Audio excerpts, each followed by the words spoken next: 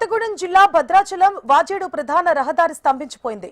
తెలంగాణ సరిహద్దులోని విలీన గ్రామాలైన చింతలగూడెం, కన్నాయిగూడెం రహదారిపై ఇసుక లారీలు ఇరుక్కుపోతున్నాయి. భద్రాచలం నుంచి చర్ల వరకు దాదాపు 1000 లారీలు నిలిచిపోవడంతో ప్రయాణికులు తీవ్ర ఇబ్బందులు ఎదుర్కొంటున్నారు. ఆంధ్ర, తెలంగాణ సరిహద్దు కావడంతో అధికారులు ఎవరూ పట్టించుకోవడం లేదని ప్రజలు ఆవేదన వ్యక్తం చేస్తున్నారు. అత్యవసరమైతే ఆసుపత్రికి పోవడానికి కూడా అవకాశం లేదంటూ గ్రామస్తులు ఆందోళన చెందుతున్నారు. తక్షణమే రోడ్లు మరమ్మతులు చేయాలని, లేకపోతే ప్రజా పోరాటం తప్పదని స్థానికులు హెచ్చరిస్తున్నారు. లారీలు ఆగిపోయినాయి, ట్రాఫిక్ మొత్తం బంద్ అయింది. భద్రాచలం పోవడానికి కూడా ఏం లేదు, దారి లేదు, ఏం లేదు.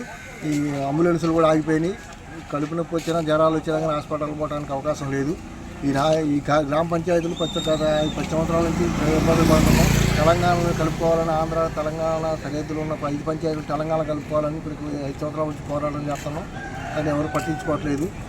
5 కేసీఆర్ చేస్తున్నాడు. ఇప్పుడు రేవంత్ రెడ్డి కూడా చట్టాలు చేసినా కానీ పట్టించుకోవట్లేదు. తక్షణమే స్పందించి ఈ 5 గ్రామ పంచాయతీలని తెలంగాణలో కలుపుకోవాలని కోరుతున్నాం. అటు తెలంగాణ, అటు వచ్చి తెలంగాణ, ఈ మధ్యలో ఆంధ్ర అయ్యి ఆ 5 గ్రామాలు కూడా ఎంత ఇబ్బంది పడుతున్నారు ఈ లారీలు, ఇసుక రాపుల వల్ల. ఆ ప్రభుత్వం పట్టించుకోవట్లే, ఈ ప్రభుత్వం పట్టించుకోవట్లే. ఎంత ఇబ్బందికరంగా పబ్లిక్ ఎంత సఫర్ అవుతున్నారో, రోడ్లు మొత్తం గుంతలు పడి ఎంత ఇబ్బంది పడుతున్నారో. అసలు వచ్చి ఏ అధికారైనా పట్టించుకున్నట్లేదు. వస్తున్నారు కానీ ఇటు చూసి వెళ్ళిపోవడం తప్ప ఏదైతే లేదండి.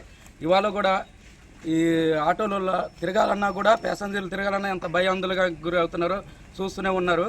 ఇది ఇప్పుడు కూడా ప్రభుత్వం దిగొచ్చి ఈ రోడ్ల మరమ్మతులు కానీ ఏదైనా మనకి దారి చూపెట్టే విధానం చేయాలని